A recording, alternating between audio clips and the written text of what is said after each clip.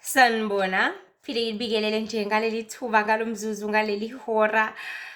Sibonge nje umdali wezulu nomhlaba esephinde futhi wasihlanganisa ngalezi zaba ezinkulu zasekhaya ezulwini, esephinde futhi wathumela umyalezo wakhe omkhulu nanamhlanje okusiqondisa, okusiqinisa, okusixwayisa, okusiyala nokusilangazelela ngoba uhlezi umdali wezulu nomhlaba elangazelela ukuthi singabantwana bakhe simbone embusweni wezulu ngelinye ilanga, simbone enkazimulweni. Lisho njalo nje iculo lithi enkazimulweni, enkazimulweni,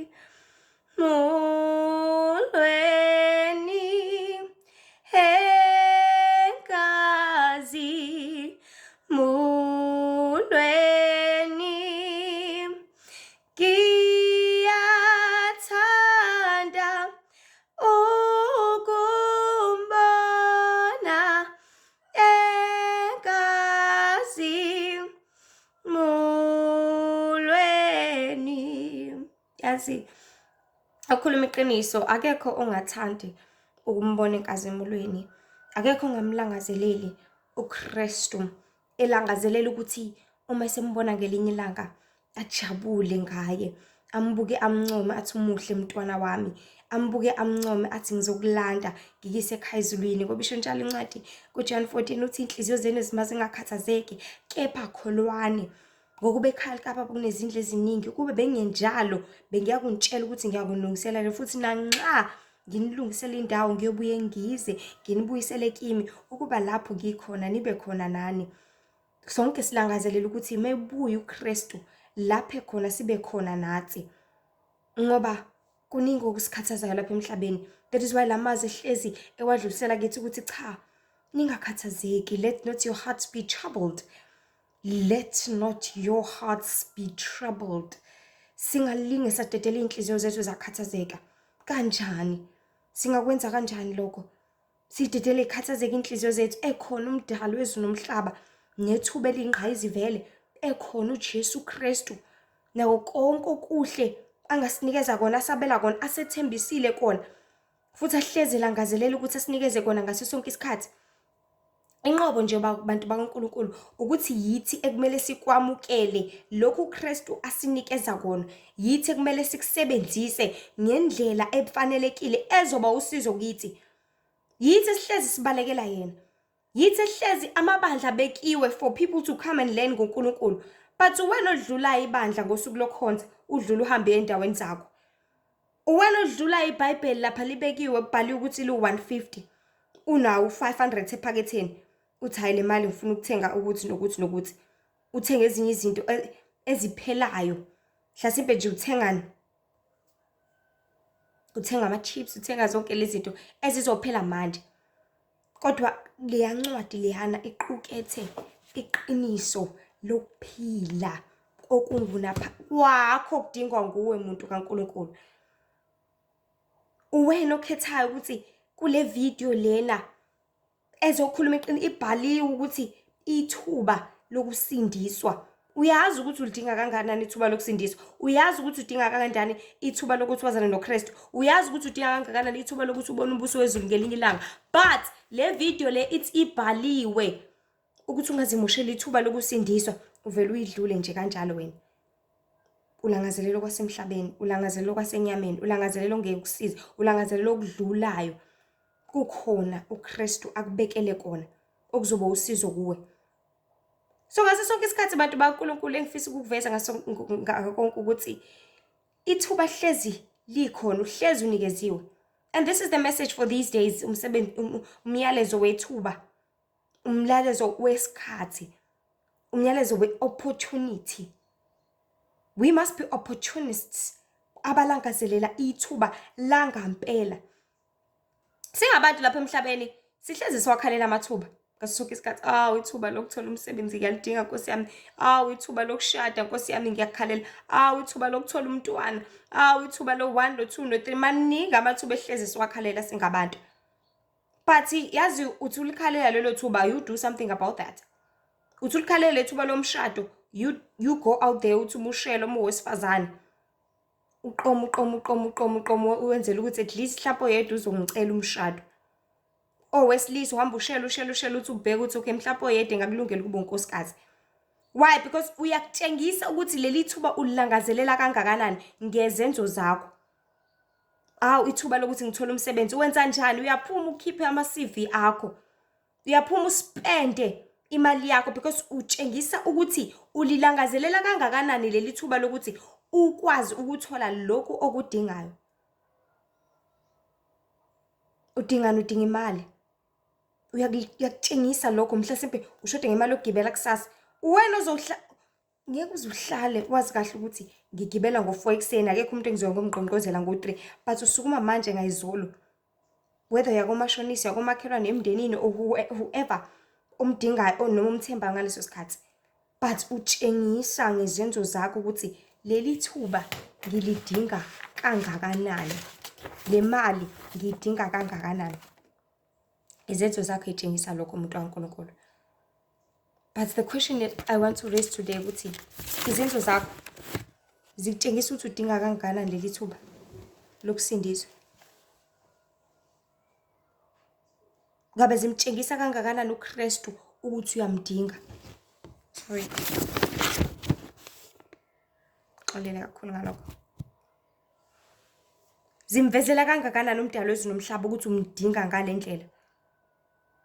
But baNkulunkulu ungazimoshela ithuba lokusindiswa. Never ever waste ithuba lokuthi usindiswe. Yazi kulezi insuku just between the prayer, I think it was Monday when I was busy praying, uNkulunkulu watshala kakhulu enhlizweni yami ukuthi singabantu yazi sinokuthabiswa izinto eziningi ezingasho lutho. We tend to be super excited and happy ngazo zonke izinto inqwaba yezinto ezikhona lapha emhlabeni but ezinganamsebenzi walutho. Nempela kuningi kakhulu umhlaba that unga-offerisha wena muntu. Kuningi ngingakubala kuze kuyoshona ilanga. Umhlaba can offer you many things. Can offer you ukudla okumnandi. Can offer you ubucwebe, amaringi, necklaces, imigexo, bracelets, amazinyo, tattoos, izinkobe, eyelashes, eyebrows. It can offer you many things. Imoto kanokusho, umuzi kanokusho. It can offer you all these things. Kuningi kakhulu ngendlela eyisimanga. But konke kuyadlula. Konke kuphelela lapha. And kakhulukazi kulezi ikhathi zokugcina. In these last days. Kulezi ikhathi sikuzo kulomhlaba esikuona njengamanje. Everything is busy upgrading. Yonke into iyakhula kakhulu bantu bakaNkulunkulu. And yonke into iyalandeleka njengamanje. Yonke into iyanxaneleka njengamanje. Yonke into iyafuneka njengamanje. Yonke into iyathandeka njengamanje ukuze abantu bagxile kuyona. Amathuba athabe seningi labantu kulesikhathi samanje. Amathuba okuthola izinto abantu akade babezilangazelela. Thola ukuthi ekukhuleni kwakhe nje kade wayelangazelela ukuthi mengadrive iSUV limthabise lelo thuba lokuthi usezowayithola. Ekukhuleni kwakhe ukuthi nje yabo nje mengashada nje nonkosikazi omkahle uyelo bhono ukuthi nokuthi limthabise lelo thuba. Afisa ukuthi yazi nami mase ngimdala ngazothi ngaphatha nje le yabo le iPhone ehlezi advertise lapha kuTV limthabise lelo thuba because kade vele wayelangazelela leyo nto kusukela ebuncaneni bakhe. Kusukela kunini iyamthabisa leyo nto leyo. Sorry. So isikhathi esiningi bantu baNkulunkulu izinto eziningi ezinxanelekayo lapha emhlabeni izona ezinto esizijabulelayo noma esizitshela ukuthi ziyasijabulisa just because you saw ukuthi nomunye umuntu unayo, you saw ukuthi okay liyafona ithatha izithombe ezinhle kanje, you saw ukuthi lokho kwenza ukuthi you saw all these different things and you think now kungakudalela the same amount of happiness. I promise you something, it's just a happiness yenyama. It's just a happiness ye flesh. It's just a happiness yesidumbu. Lesi sisala la emhlabeni. Angiphiki kuyajabulisa ngaleso sikhathi vele you get so excited. But kujabulisa inyama. What makes you happy? Your soul happy. Yini ekujabulisayo emphefumulweni? So kuningi umhlaba ongakunikeza abantu njengamanje. njengethuba lokuthi uzijabulise. And I want to tell you something. Usho kanjalo umyalelo wesitha. I think it's umyalelo wesibili if ungawona wesithathu. Ukuthi do whatever that makes you happy. Whether yinhle, whether yibi, whether injani. As long as ikujabulisa, do it. Umyalelo wesitha lowo. And then bese ujabulela ukuthi unginethuba lokwenza into engijabulisayo. You are busy keeping imithetho yesitha without even realizing ukuthi uyigcina kangaka kanti, uyenza kangaka kanti. So ithuba yakujabulisa, yes, it's an opportunity. But akusilona kumele ngabe liyakujabulisa umuntu kaNkulunkulu. Umuntu ajabulela ukuthi ukwazi ukwenza nanoma yini ayithandayo, kanti usiyawugetha umgodi. Abaningi balibele ukuthi kahle kahle ithuba kumele silijabulele bantu baNkulunkulu, ithuba lokwazana noKristu, ithuba lokuthi ukwazi ukuthi uguqe, ithuba lokuthi ukwazi ukuthi mawufunda iBhayibheli uli-understand, ithuba lokuthi ukwazi ukuthi ukhumbule njalo ukuthi usuku leSabatha njengoba eshilo umyalelo eyishumi, ithuba lokwathi ukhumbule ukuthi yazi ngebile, ithuba lokuthi ukwazi ukhumbula ukuthi yazi ngenzi 1 or 2 or 3 and then you can repent. Yabo, that's the opportunity yangampela yokwazi uqonda zonke lezo zinto. So ungalinge wazimoshela ithuba lokusindiswa, but lijabulele. Jabulele ukuthi usanethuba, usanesikhathi sokuthi wena uyakhuleka ngehora lokuthi. Jabulele ukuthi usanesikhathi sokuthi wena uyohlanganyela ngosuku lokuthi. Kungabi nje ngelelo viki kuphela. Kungabi nje ngosuku olulodwa evikini kuphela. But kube ngaso sonke isikhathi. Make schedules, ngisho kuthiwa kwenzakalani vele usuke nje ubona abazalwane. Kungonakalanga lutho sididide. Because mina I believe self ukuthi iyona ndlela kumele ngabe sivezelana uthando ngayo lento singabantu baNkulunkulu. Iyona ndlela kumele ngabe sivezelana ukulangazelelana ngaso sonke isikhathi.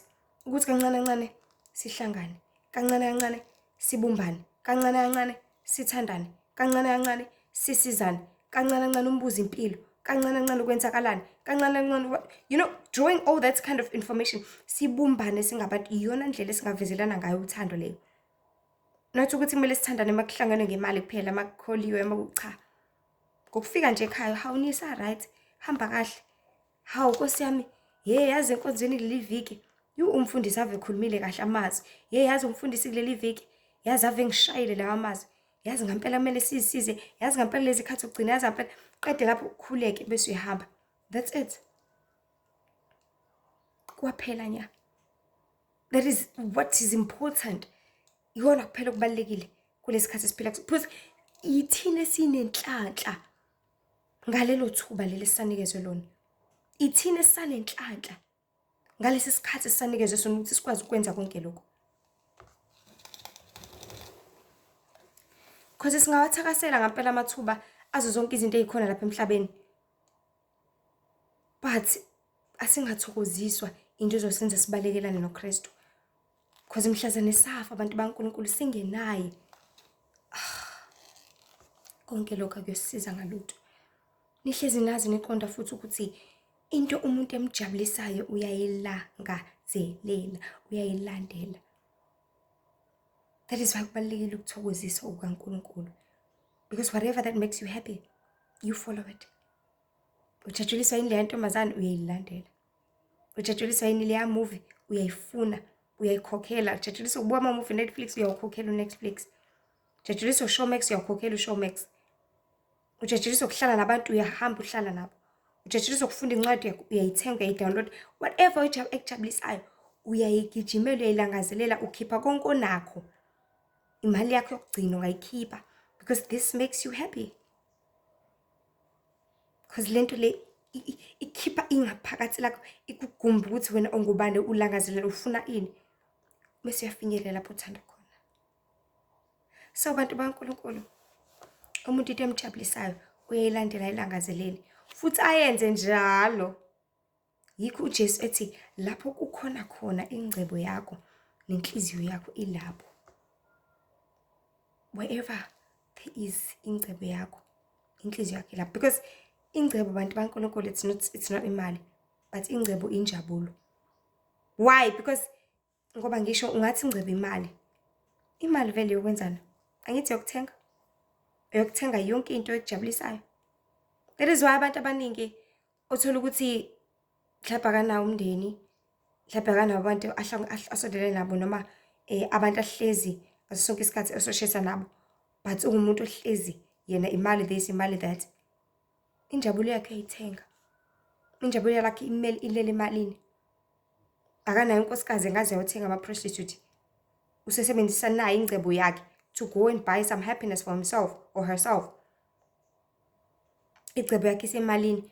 Mefuna ukudla something uyakuthatha, uyayikhipha imali ayospenda ngendlela ayispenda ngayo, because uzama ukuthola into engamjabulisa somewhere somehow. So ingcebo, injabulo, that is how uKristu athi singabeki ingcebo yethu lapha emhlabeni,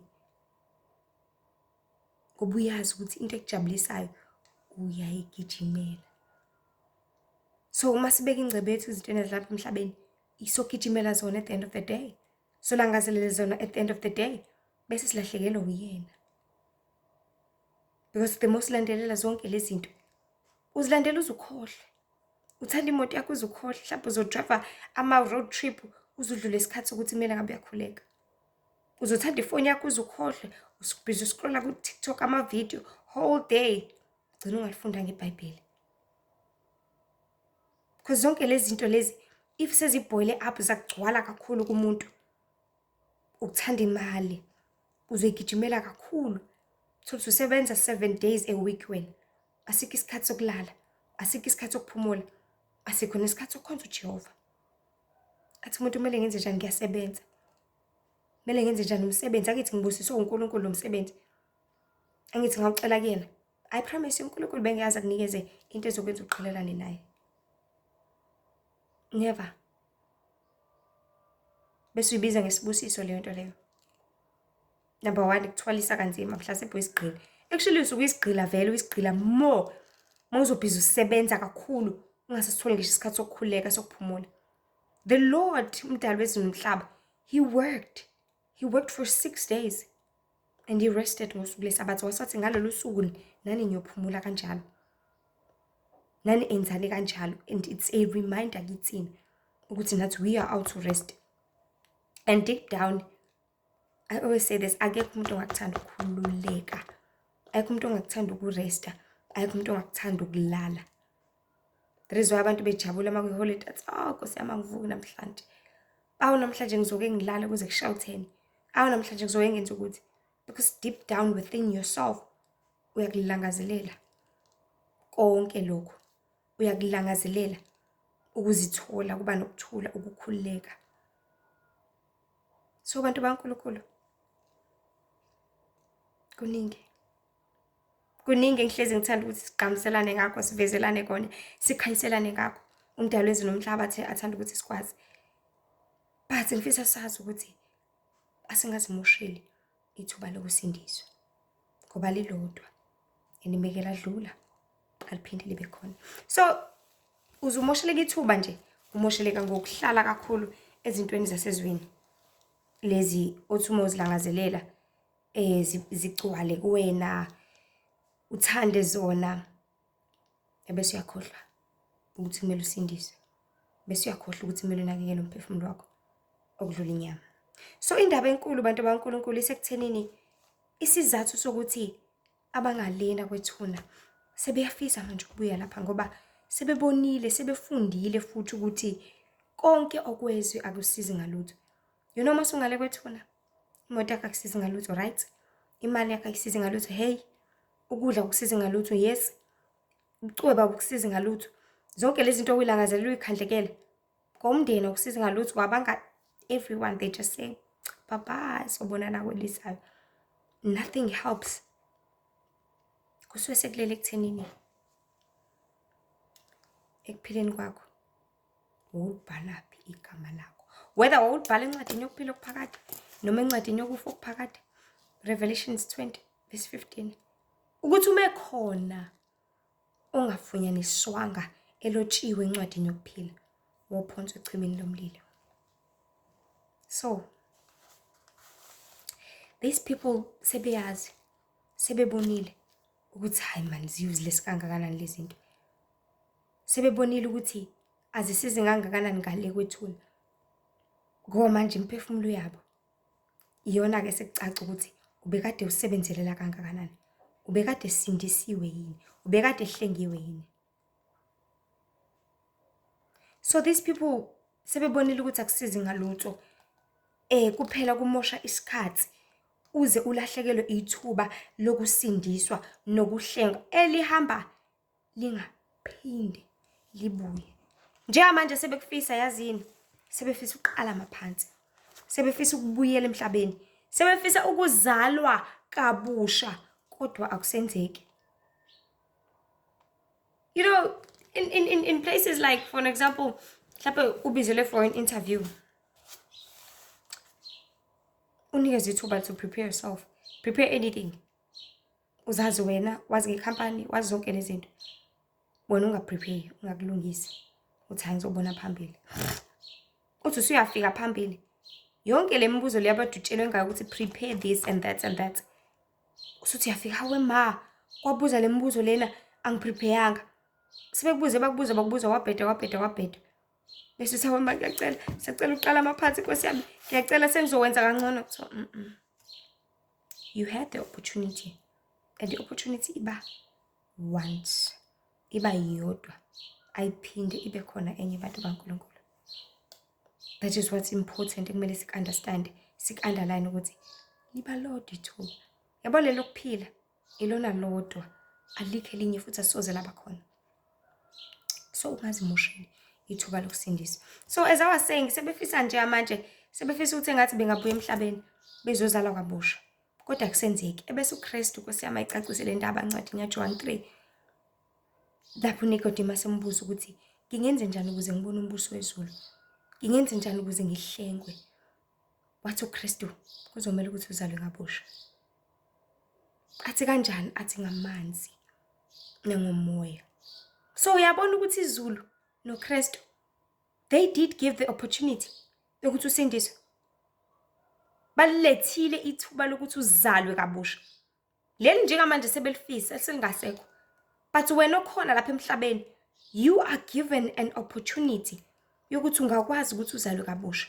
Kodwa ulisebenzise. Ubhizi uyasimosha lesi sikhathi sokusindiswa. Ubhizi uyasimosha ngokuthi uthanda iTV, ubona neTV whole day. Uyasimosha lesi sikhathi ngokuthi wena ngeweekend uhamba izindawo zakho, you do not even think of visiting any church uze ukuthi mhlawumbe bengasho something. You don't even think ukuthi hayibo mhlawumbe nje yazi akiyibuke le video le. Mhlawumbe yazi uqinisile, let me just try. Because izinto eziningi abantu baNkulunkulu ukuze uyazi, try it. Ukuze uyiqonde, izame phela. Zama ukuthi lento akayishilo mhlawumbe uqinisile. Let me give it a try. What is it that I'm going to lose? So the same opportunity abayikhalelayo laba sebengale kwethuna, it is the same opportunity engifisa ukukuthembisa umuntu kaNkulunkulu ukuthi ikhona njengamanje. Ithuba lokusindiswa. I just remember this song ethi ithuba lokuthandaza sina lo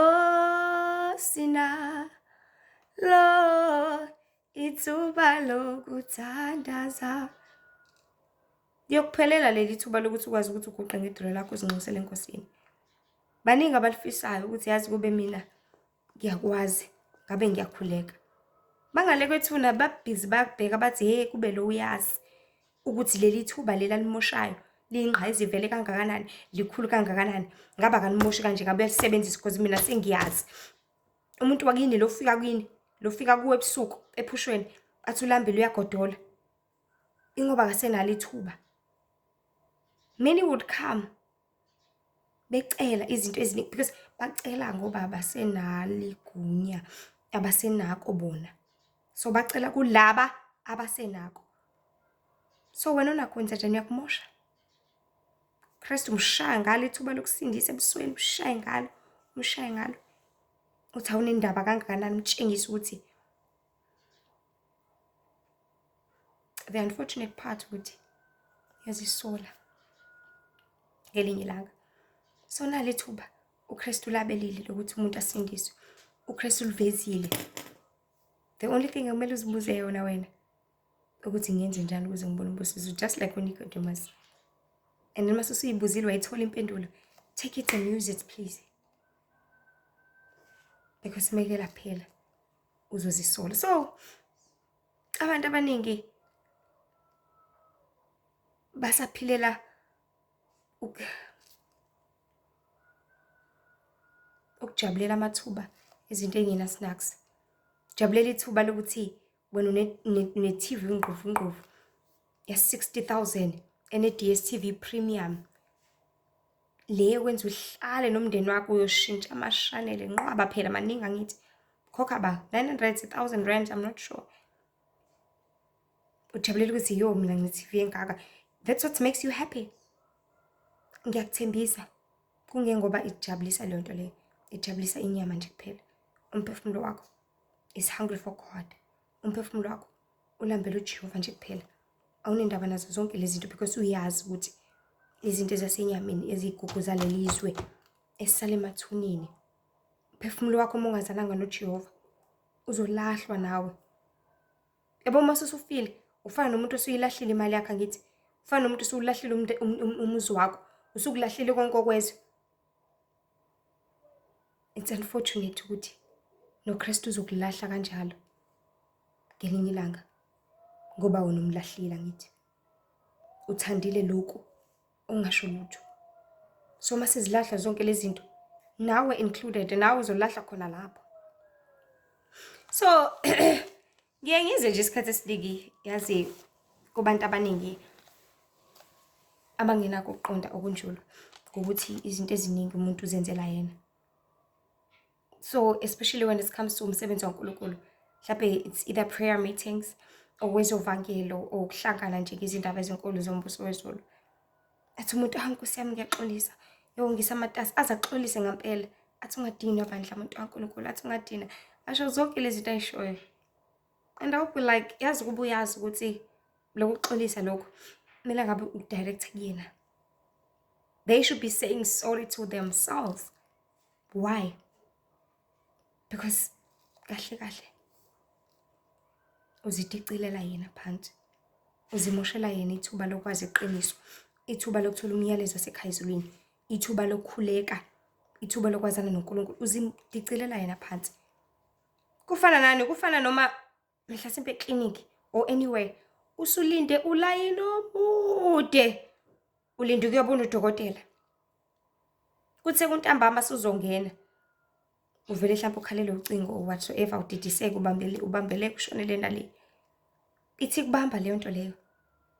Ebese uxolisa udokotela ngiyaxolisa Nkosi yami ungadinwa bandla uphume nocingo lakho. Udokotela akanankinga. But into azoyenza yena uqhubeka nomsebenzi wakho uzobiza another patient. And it's unfortunate ukuthi uzothola ukuthi le patient azoyibiza uzobe yokugcina. Leyokugcina bekade kwade kuwena. You were the one who was granted an opportunity. Ngoba udokotela usiyahamba manje. So wena uxolisa kwakho kudokotela kusizana because you should be saying sorry to yourself.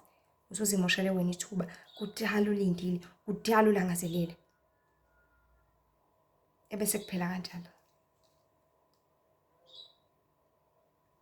I had a vision nje this Sabbath. Is it the Sabbath or last one? During lunchtime where it was like sibambe meeting sikhuluma indaba zikaNkulunkulu. And one of umzalwane waphuma nje ngathi uphuma umuntu uyodla or something ayokwenza ngaphandle. But masibhizi sikhuluma izindaba zikaNkulunkulu aze alunguze ngewindi. So uma elunguza ngewindi athule alalele. Abesethi ngiyabuya. And when I woke up from that vision, noma mangibuya and the Lord made me understand ukuthi yazi abantu ingaphakathi labo imphefumulo yabo imlangazelela kangakanani uNkulunkulu, imlangazelela kangakanani uJehova, ilangazelela kangakanani ukuthola ithuba lokufunda, lokwakheka, lokusizakala. Ikulangazelela lokho kakhulu. So ngisho inyama ingakudonsela ekuthini hamba washa wena, hamba uklina wena, hamba emsebenzini, hamba ukwenza ukuthi umphefumulo wakho uhlezi ulangazela. That is why ngisho umntwana omncane thola ukuthi uyafika ekhaya ethi umama, hayi siyakhuleka, hambani ekamereni. Tshela umntwana ona-13 ukuthi akahamba ekamereni, mdala lowo muntu loyo. They need to sit here and listen to the word of God as well. They need to sit here and pray as well. Actually, ngisho no-5. Because siyakwazi ukuthandaza ubaba wethu osezulwini. They need to sit here and listen. Because uKristu uvumelana abantwana beze kimi ngoba umbuso ungowabanjalo. Nabo balindelekile ungena embusweni wezulu. Nabo bafanelekile ukubona umbuso wezulu. So uthi uyambona umntwana usethule, ulalela, ujulile. Because lezi zindaba omzila nazo, izindaba ezilambele ngengaphakathi la. Because it's not about inyama. I-age nje yale nyama ayisho lutho. Inqobo nje uma ukhule ngaphakathi uba mdala. Ungaba mdala udlule ngisho iminyaka yakho. Because it's all about your soul. When your soul has been fed and fed and fed, iba ndala. Uba ngazuthi ugogo uneminyaka u-20. Uba ngazuthi umuntu ona-50 uneminyaka u-10. Because ubuyikhulisa ngithi. Ubuyondla ngithi. Fana nomuntu owondla inyama. Laba bondla kakhulu izinyama. Thola ukuthi usemkhulu usemude nanani. Kube ngathi usemdala kanti ingane nje na-15. Utshela ukuthi awondla una-23, 25. Uncanyana. Kuya ngokuthi wondla ini. So abantu baNkulunkulu singacabanga ukuthi mhlawumbe ngale nkathi uxolisa because it's just you're busy easing your guilt. Uzama ukuthi ucime wena ingaphakathi lakho because kusuke uNkulunkulu ekhuluma nawe. Ngingayingathandisisi ukubiza ngonembeza kodwa ngizokubeka just so that abantu bezokhumbula bezo-understand ukuthi ngikhuluma ngani. Usuke uzama ukucima ubuNkulunkulu obukhuluma nawe nembeza wakho. Basho njalo abantu. But ingaphakathi lakho lisole likutshela likukhumbuza ukuthi no, uyakudinga lokho. Uyakudinga lokho. Uyakudinga lokho. Uyoxolisa, uxolise. Ubhiza uxolisa kuleya muntu leyana kodwa into edinga wena. Ubhiza uxolisa kudokotela ukuthi wena ogulayo. Asiqaphele abantu baNkulunkulu. Lo sorry loyo is actually directed to you. Wena udingayo ngaphezulu kwadokotela, I'm telling you. Wena udingayo ngaphezulu kwamuntu waNkulunkulu. So it's unfortunate ukuthi uNkulunkulu yena ohlezi isilandela. Unlike esibhedlela wena ulandela udokotela. But in life, uNkulunkulu yena ohlezi isilandela. Angenele endlini kwezovangelo. Angenele efonini yakho uthi uyascrollela ku-YouTube wakho, TikTok wakho, Facebook wakho, WhatsApp wakho. Akulandele, libe kulandele. Ithuba leli musukulimosha umuntu baNkulunkulu, please. It's unfortunate ukuthi uNkulunkulu siya simxoshe. Ezilethile. Uyozisola kusasa. Engikuzama ukuveza ukuthi konke vele okwezwe kuyanqaneleka. Kuhle. Kuhle shem. Angifuni uqamba amanga. Kuyancomeka. Kuyanambitheka. Kuyikona konke kuyikhona. Kunje. Kepha asikambeki ingcebo yethu lapha emhlabeni. Lapha khona inundu. Lapha khona amasela. Ezofika afohle ebe. Because akhona amasela. Ahlalela ukufohla velebe. Ahlalela ukuthatha konke. Ahlalela ukushwankathela konke. So wena uzobeka ingcebo yakho entweni ezalapha emhlabeni. La izofika itshotshe leyo moto yakho. Uzojabulela leyo phone leyona osikhokhele wayekhokhela. Ezosala etaxini ngelinye ilanga uyokhala uyithulise. Uyilinde itaxi ishone late yabuya iseke ifone. Uthi hayi bukumbe ubade ehlele eduze kwami. Uthi uyamthwala wade ehlele eduze kwakhe akaze ayibona kanti ethatha yena vele useyidayisile. Kuningi bantu baNkulunkulu. There is a lot. But I just want us to be clear ngezinto zonke ukuthi asibekeni ingcebo yethu ekhaya ezulwini. Lapho ngeke khona amasela. La ngiyeza afohle khona ebe. Ngoba ukwazana noKristu kubudlelwane bakho naye ongasoze waphuca umuntu. It's just like education. Mufundile imfundo awuphucwa umuntu. Iziqu zakho. Ngoba into oyaziyo ngithi into ehlala kuwe, into ongayi-apply nanoma inini. Unlike So kwazana noKristu ukuthola umoya ongcwele ozohlala kuwena. Ayuzophuca umuntu umoya ongcwele. Wena kuphela ongayisukela kuwona. Wena kuphela ongawushiya ngokucunula ngokungawulaleli. Wena kuphela ongenza izinto ezingekho right. But if uhlala uhlala enkosini, uzondla ngezwi kaJehova ngaso sonke isikhathi, akekho ongakuphuca lesi sikhali lesi. Akekho ongakuphuca lelo thuba lelo. Akekho ongakuphuca isikhathi sokuthi basuzihlelelile ukuthi ngiyakhuleka isikhathi sokuthi akekho ongakuphuca lokho. Akekho ongakuphuca ukuthi okay ngifunde iBhayibheli manje. Akekho ongakuphuca lokho. Akekho ongakuphuca ukuthi ngiyazila manje. Unless if you allow ukuthi lokho kusuke kuwena kuphuceke ngendlela ongaphuceka ngayo. So kwazana noKristu ithuba lokusindiswa, uzalwe kabusha, ubhabhadiswe, uqhele esonweni okuza ngaso ukufa. Ngoba lokufa ndini lokho suke sekufikile. Yazi kwenzani? Ukwenza uzisole, usufisa ukubuyela emuva selingasekho ithuba. Nokubhubha, kepha hamba ekulungeni umuntu kaNkulunkulu nasezinyathelweni zikaJesu okuza ngazo ukuphila okuphakade. Because uthi uKristu asihambe ezinyathelweni silingise yena. Ngoba la emhlabeni uzele abakade benza intando kaNkulunkulu. Isho njalo incwadi bese Revelation isambulo. Sorry. Isho njalo isambulo sithi bheka isambulo 22 verse 12. Bheka ngiyeza masinyane. Nomvuzo wami unami ukumnikeza yilowo nalowo njengokomsebenzi wakhe. Umsebenzi wakho ukuhamba kwakho lapha emhlabeni. Umsebenzi wakho izenzo zakho zokulunga. Izenzo zakho zokuwabela. Izenzo zakho zokuveza uthando. Izenzo zakho zokuveza ukuthula. Izenzo zakho zokuba nesineke, zokuba nobubele, zokusiza izenzo zakho ezinhle. Ngoba because the more wenza lezo zenzo zokulunga, the more zimbathisa ilineni elicolekileyo. Elizenzo zokulunga.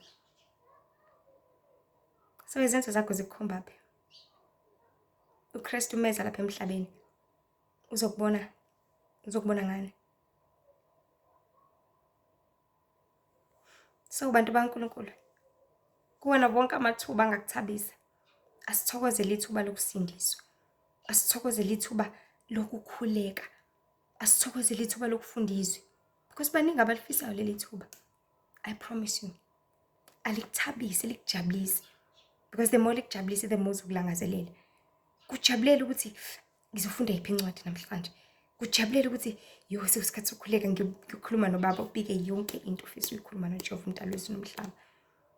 Alikuthokozisa ithuba lokuthi uyinkonzweni nje kamanje uyohlanganyela, wazi ukuthi uyohlangana nabazalwane, niyoshare okwenzekile kweviki. Niyokwabelana ngazo zonke izinto, novezelana uthando, niyosizana, niyodla ndawonye. You know, zonke lezi zinto niyobumbana. Kujabulele konke lokho. Ilona thuba leli kumele ngabe siyajabulela singabantu baNkulunkulu. Ngoba yazi ukube ngaso sonke isikhathi siyakubambisisa konke uNkulunkulu asibambisisa kona. Ngabe it's easier for abantu abangaphandle ukuthi bajowisheke babone ukuthi nampela kuyathandana ebabandleni. And then they come befuna experience the same love. Babone ukuthi hayibo labantu ngampela bayiyeke lento ba serious. And then they come befuna ukubona ukuthi benza ngani. Babone ukuthi yazi labantu laba bayakhuleka ngokunamandla futhi impilo yabo iyinhle, i-right, iqoqekile. And then they come bafune the same thing. Yazi ngabe ukube kukanjalo ngabe yonke into ihamba kahle. So abantu baNkulunkulu, I just wish ukuthi ngaso sonke isikhathi singaba nokuqonda kunjulu ukuthi leli thuba kumele silijabulele, singalimushi. Ithuba lokusindiswa.